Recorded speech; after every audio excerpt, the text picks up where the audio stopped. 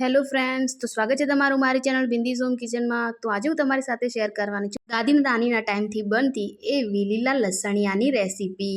તો ફ્રેન્ડ્સ, આ રેસીપી શિયાળા માટે ખૂબ જ હેલ્ધી અને ખાવામાં ખૂબ જ ટેસ્ટી એવી અને બાજરીના રોટલા સાથે ખાવાની તો ખૂબ જ મજા આવે છે।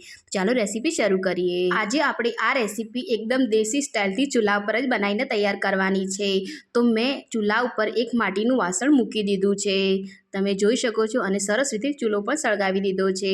તો હવે આપણે તેમાં મેં 3 ચમચી જેવું તેલ એડ કરી લીધું છે અને તેલને આપણે સરસ રીતે ગરમ થવા દઈશું। તો અહીંયા આપણું તેલ સરસ ગરમ થઈ ગયું છે। હવે મેં અહીંયા એમાં 1 ચમચી જીરું એડ કર્યું છે। હવે આપણે આને સરસ રીતે કકડાવી દઈશું। તો અહીંયા આપણું જીરું સરસ રીતે કકડાઈ ગયું છે। હવે આપણે તેમાં બીજા મસાલા પણ એડ કરી લેવાના છે। તો મસાલામાં મેં અહીંયા 1 સૂકું લાલ મરચું એડ કર્યું છે, તજના ટુકડા 2 કરીને મેં એડ કર્યા છે। તેને આપણે સરસ રીતે મિક્સ કરી લઈશું। મસાલા સંતળાઈ જાય ત્યારબાદ આપણે તેમાં 8 થી 10 જેવા મીઠા લીમડાના પાન એડ કરવાના છે। તેને પણ આપણે સરસ રીતે સાંતળી લઈશું। ચૂલાની આંચ આપણે થોડી ધીમી રાખીશું અને સારી રીતે સાંતળી લઈશું। તો મીઠા લીમડાનો કલર ચેન્જ થાય એટલે આપણે તેમાં 1 ઇંચ આદુના ટુકડાને મેં આ રીતે ઝીણું કટ કરીને એડ કર્યું છે। તેને પણ આપણે સરસ રીતે મિક્સ કરી લેવાનું છે। આપણે આદુને પણ સરસ રીતે કૂક કરી લઈશું।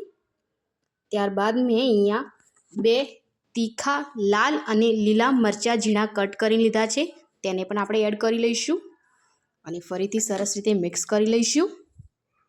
તો આ જ રીતે આપણે બધા જ મસાલાને સારી રીતે મિક્સ કરી લઈશું અને સરસ રીતે સાંતળી લઈશું। તો અહીંયા આપણા બધા જ મસાલા સરસ રીતે સંતળાઈ ગયા છે। તો હવે આપણે તેમાં લસણ પણ એડ કરી લઈશું। તો મેં અહીંયા 1 કપ જેટલા લીલા લસણને સરસ રીતે ઝીણું કટ કરીને અને 2 પાણીથી સરસ રીતે વોશ કરીને લઈ લીધું છે। તો હવે આપણે તેમાં લસણ પણ એડ કરી લઈશું। તો મસાલા પણ આપણા સરસ રીતે સંતળાઈ ગયા છે। હવે આપણે તેમાં લસણ એડ કરી લઈશું। તો મેં અહીંયા બધું જ લસણ એડ કરી લીધું છે। હવે આપણે તેને સારી રીતે મિક્સ કરી લઈશું। તો આપણે ચૂલાની આંચ ધીમી રાખીશું અને બધા જ મસાલા સાથે લસણને પણ સારી રીતે મિક્સ કરી લઈશું।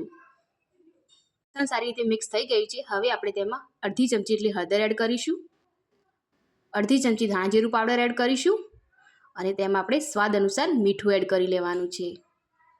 મીઠું પણ એડ કરી લઈશું। હવે આપણે ફરીથી બધી જ વસ્તુને સરસ રીતે મિક્સ કરી લઈશું। બધી જ વસ્તુને સરસ રીતે મિક્સ કરી લઈશું। તો મેં આ બધી જ વસ્તુને સરસ રીતે મિક્સ કરી લીધી છે। હવે આપણે ઢાંકણું ઢાંકી લઈશું અને તેને ધીમી આંચ ઉપર કૂક થવા દઈશું। વચ્ચે વચ્ચે હલાવતા રહેવાનું છે। તો આપણે વચ્ચે વચ્ચે તેને હલાવતા પણ રહીશું જેથી તે તળિયે ચોંટે નહીં। આપણે વચ્ચે વચ્ચે હલાવતા રહીશું અને લગભગ તેને 3 થી 4 મિનિટ સુધી સરસ એવું કૂક થવા દઈશું જેથી તે એકદમ સોફ્ટ અને સરસ રીતે કૂક થઈ જાય। તો અહીંયા 2 થી 3 મિનિટ જેવું થઈ ગયું છે। હવે આપણે લસણને ચેક કરી લઈશું ખોલીને। તો સરસ એવી સુગંધ પણ આવવા લાગી છે આપણા લીલા લસણિયામાં। તો આપણે તેને સરસ રીતે મિક્સ કરી લઈશું। તો તમે જોઈ શકો છો કે આપણું લસણ એવું સરસ એવું કૂક થઈ ગયું છે। તો હવે આપણે તેને ગરમા ગરમ બાજરીના રોટલા સાથે સર્વ કરી લઈશું। આપણું લસણ એકદમ ખાવા માટે સરસ એવું બનીને તૈયાર થઈ ગયું છે। તો ફ્રેન્ડ્સ, સવારમાં ગરમ બાજરીના રોટલા સાથે જો આ લીલું લસણિયું મળી જાય ખાવા તો એકદમ મોજ જ પડી જાય। તો મેં અહીંયા બાજરીના રોટલા સાથે સર્વ કર્યું છે, તમે ભાખરી સાથે પણ સર્વ કરી શકો છો। તો ફ્રેન્ડ્સ, રેસીપી એકવાર જરૂરથી ટ્રાય કરજો અને રેસીપી કેવી લાગી એ પણ કોમેન્ટ સેક્શનમાં જરૂરથી જણાવજો અને વિડીયો ગમે હોય તો વિડીયોને લાઇક અને મારી ચેનલને સબસ્ક્રાઈબ જરૂરથી કરજો। તો ફરી મળીશું નવી રેસીપી સાથે, ત્યાર સુધી આવજો।